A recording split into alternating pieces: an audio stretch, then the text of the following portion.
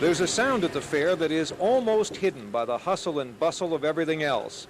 It's the sizzle of funnel cakes getting golden brown in a pan.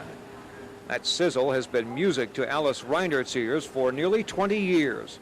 Well, when I was married, had 2 children and a little boy, I had a poster son, you know. And after he passed away, I needed to do something, so I went and I made funnel cakes. But what else can I do but do this, you know? You gotta make a living, and I know funnel cakes because I used to carry them to the fields for the men, you know, when I was on the farm when I was a little girl. Funnel cakes! Get the touch of the Dutch. Get to know what good is. Well, Alice doesn't carry them anymore. Folks come to her looking for those little twirls of fried eggs, milk, flour, and a touch of the Dutch, to bask in a snowstorm of powdered sugar on top, and who cares if it drifts over onto your nice dark clothes. Well, the good things are the way the people talk out front, and I love people. And I guess by now I could write a book of all the things that happen, you know. Passing by a funnel cake at the fair is kind of like passing up kielbasa at a Polish wedding. You simply don't do it. Hi, what kind do you have? I have plain and blueberry. Plain or blueberry?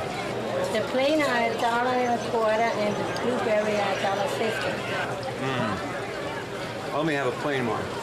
Okay. A touch of powdered sugar, and I was all set, fortified to wander the fair again. Alice Reinert and her open-faced good humor are the extra topping on an old family recipe for funnel cakes.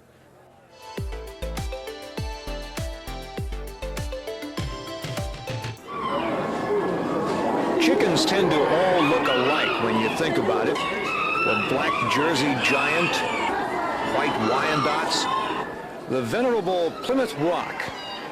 But there are as many as 296 varieties here, and some are, well, unusual. There are white silkies looking as though they need a shave, the Polish variety proudly strutting its feathers, and the French breed Millefleur. Now, to make heads or tails of all these, you need someone who knows chickens. George Schroeder knows chickens. He's been judging them for nearly all of 50 years.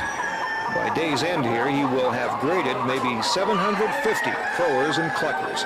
Everything you find wrong with the bird, when you pick it up and handle it, in your mind you're given a little cut here and a little cut there. So actually when you get all done, the bird that scores highest in your mind is your first bird.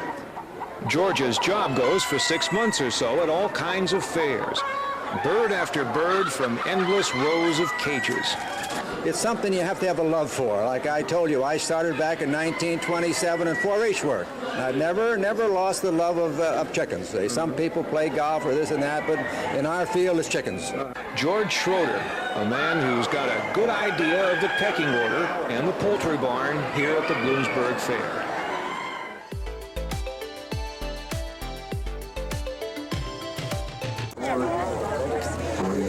When I was a kid, a farmer I worked for took all the help that had hung on through the dry, dusty summer to the fair. We'd walk through the front gate over here with a package of Camels rolled up under our T-shirt sleeves and proceed to act like kids do who are 14 years of age and whose parents aren't around. It's amazing what you know at that age, isn't it? Well, we learned a little bit more at the fair.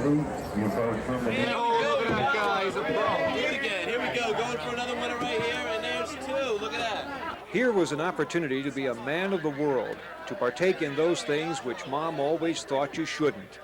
A game of chance, perhaps. A whirl at all those rides parents think are too much for their youngster. If your wardrobe built itself on jeans, why, you could find just the belt buckle you wanted. Maybe even a whole new belt for dressing up on Saturday night. And food. If kids know anything, they know how to eat. And here was a whole new world of things that Mom, bent on packing us with meat and pierogi, never would make. Well, the years since are edging over my belt buckle a little bit, and no one knows how fancy it is, or isn't. Too many fairs and too much exotic food, I guess. But you know, the fair doesn't let me down. Oh, the things I look for are a little different, but it's still one of those social events in life that you don't want to miss. You want to say, yeah, I was in Bloomsburg for the fair last fall. Few things in life can hang on to you for that long.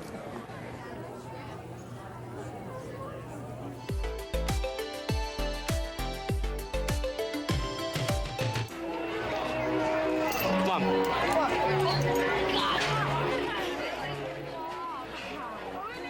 They have camels here this year. Can you imagine that?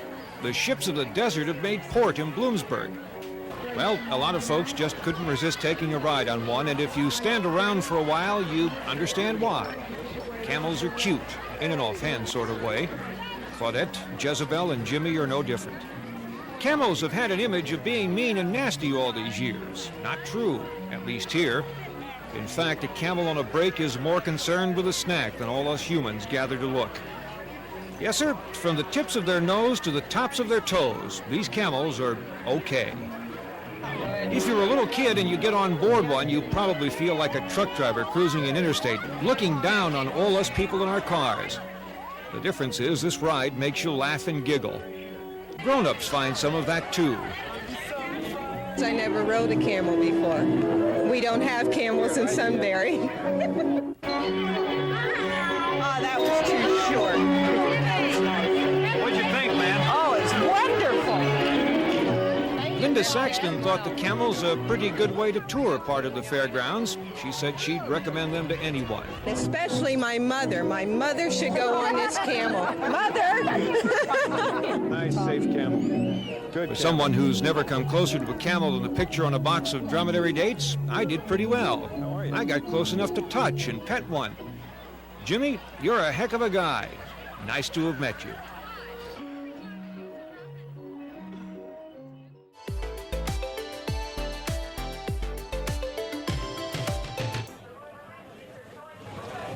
I've walked a lot of midways at a lot of fairs over more years than I want to count.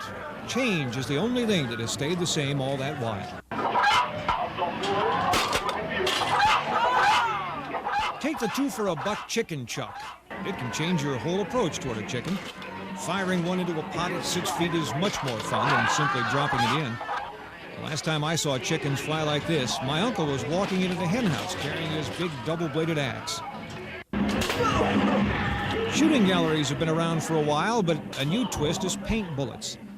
They let you deliver a colorful thought about a certain Penn State coach's work. Why, these things will make your day.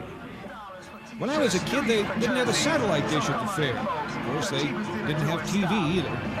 And they certainly did not have rock and roll. So come on, get down, get funky, and buy some rock and roll shirts. God rest. The Grateful Dead would be happy here. They could watch a little TV piped in from Manny's rooftop dish.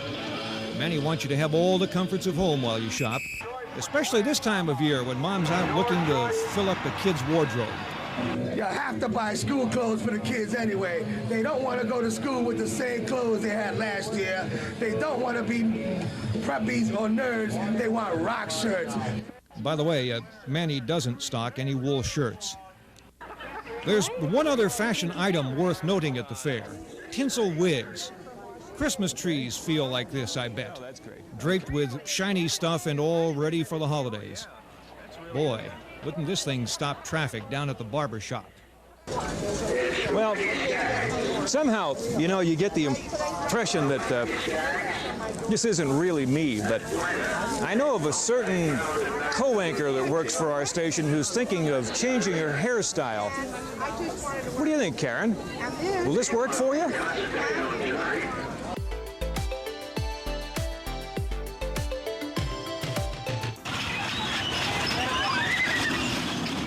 Kids come in 2 sizes, the small economy model and a larger version. They're often called parents. Those bigger people accompany the smaller ones to Kittyland at the fair. And if the parents are lucky and of the right frame of mind, they can go along on the rides too, at least in spirit. Sometimes you get so wrapped up in being an adult, you forget about what fun's all about. Yeah. This is a good place to learn it, though. Boy, that's for sure. There he goes. Hi, bud. Brock Rosenkrantz took his parents to Kittyland today. Good thing, too. Bill and Robin would have been awfully disappointed to stay at home in Middleburg. He's 3 years old right now, and he's eager to learn everything. He wants to know everything. Want him to enjoy it while he can, while he's young enough, you know. He's growing so fast now. You know. Is he? Shooting up like a weed, Really.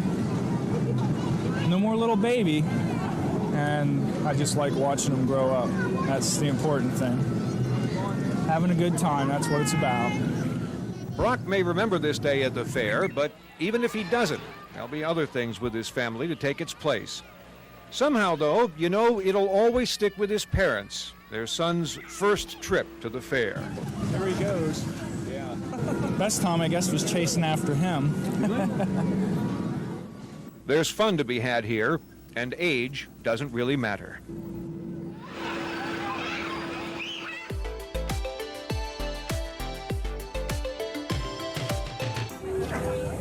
After a while here, you begin to realize that little really changes. The same stands in the same places, run by the same folks. George Miller has his French fry stand here, has for 41 years. His son Dick runs it. George is retired. He's home in Colesville, New York, about 15 miles outside Buffalo. On a good day, Dick will use up to a ton of potatoes, 400 to 500 pounds on a slow day. From peeling the potatoes to everything else, there's nothing easy. It's a hard one. You've got to like it. There's a lot of other things you can do besides this. It's probably easier. But Dick's father decided years ago that if they were going to make French fries, they'd better use fresh spuds. So what if it isn't easy? Dick travels 7 months a year from Canada to North Carolina, peeling, cutting, frying all the way. So what keeps you in it then? I don't know. Just a gypsy in me, I guess. Brought up in it, and I kind of enjoyed it, and like getting out in the summertime. The grease for fries is at 320 degrees. That makes this place into an oven some days as batch after batch of plain old potatoes become French fries. You can tell when they're done. They'll float, and they'll be crispy and crunchy. So from here, it's on to North Carolina for Dick and his fryers. More potatoes, more fries. But probably next year, it'll be here again for another week. Traditions, like this fair, just seem to go on.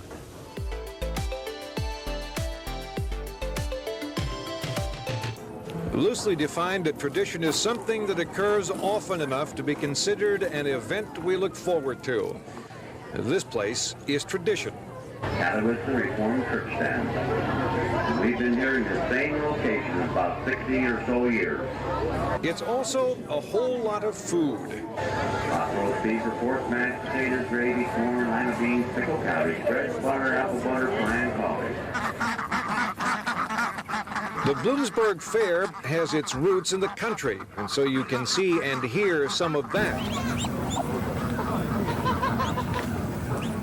For some of us city slickers, it's a chance to look at what we miss by not being down on the farm. But the fair has come a long way since it all began. It now stands firmly in the 20th century, and in addition to seeing life on the farm, we can see and listen to the sounds of our times.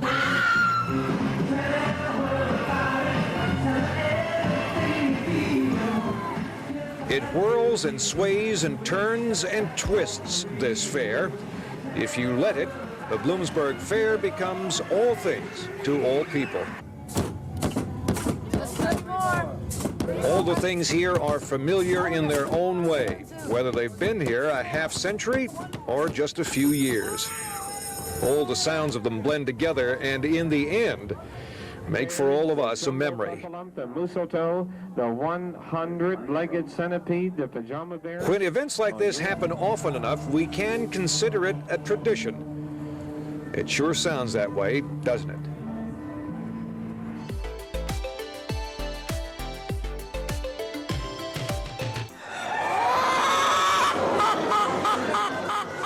Chickens are fine fowl, and there are certainly those who find them interesting to look at.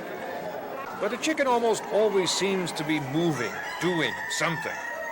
That's what happens to most of us when we go to the fair. But the rabbits, now, they are a different story. Rabbits know how to go to the fair. What the rabbits do, pretty much, is hang out and let the rest of the world pass them by. They do it so well that sometimes it takes a second or third look to make sure deep sleep hasn't led to something from which there is no return. I must confess that over the years I've found this place to be one of my favorite stops at the fair, and I think a lot of other people have too. We all spend our time walking up and down the rabbit aisle, looking into the cages, and drawing our own conclusions as to what's on the other side. Never mind what the label says, we all have our own ideas. At first glance, for example, there are some that remind you of a nice pillow, the kind of pillow you might put on the back of an easy chair. Then the ball of fur breathes or wrinkles its nose. A clean rabbit is a happy rabbit, but not all of them stay well groomed. Here's one that looks a lot like we do when our shower is over. Dainty eaters rabbits, nothing big or exciting about meal times for them. It's just like the rest of their day. If it gets any more laid back, they'll fall over. See? Here's one that couldn't take the pressure. They don't always make it that far either. Some stop for a bite, but overcome by fatigue, they simply give up and drop off for a quick 40 winks. All this leads me to suggest that if a trip to the fair is in order for you, there ought to be a stop here along the way. This is a good place to get a proper perspective on things from a bunch of experts in the art of hanging out. Knowing how to let the world pass you by without raising an eyebrow is a rare talent. On a crowded day here, it can also be a handy one.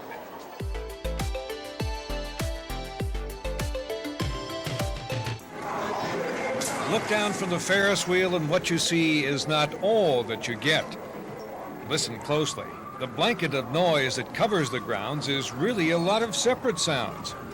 Together they form a rhythm that gives this place character and style. By themselves, they are a most interesting story, a constantly changing tune.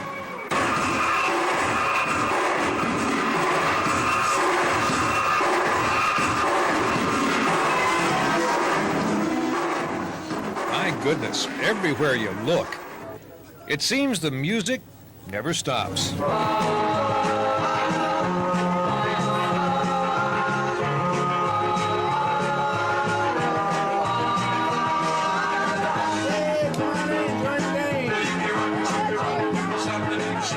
Rhythm. Rhythm keeps it all going, and where it stops, well, it doesn't. Hey, watch them, they dance to the music. Yeah, look at this. The music and its rhythm is spread to every corner, found its way into every nook.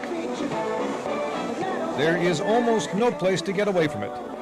Sometimes it's better not to try. Now we're going to pour another batch.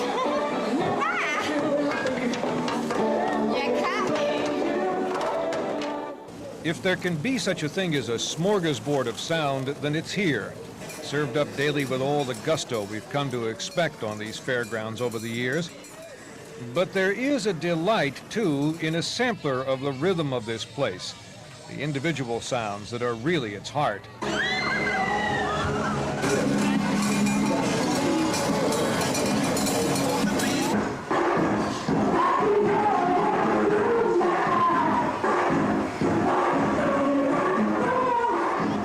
There is a good deal to listen to and even to enjoy. It's something that you just know, even if you can't be here, will go on as if it had a life of its own.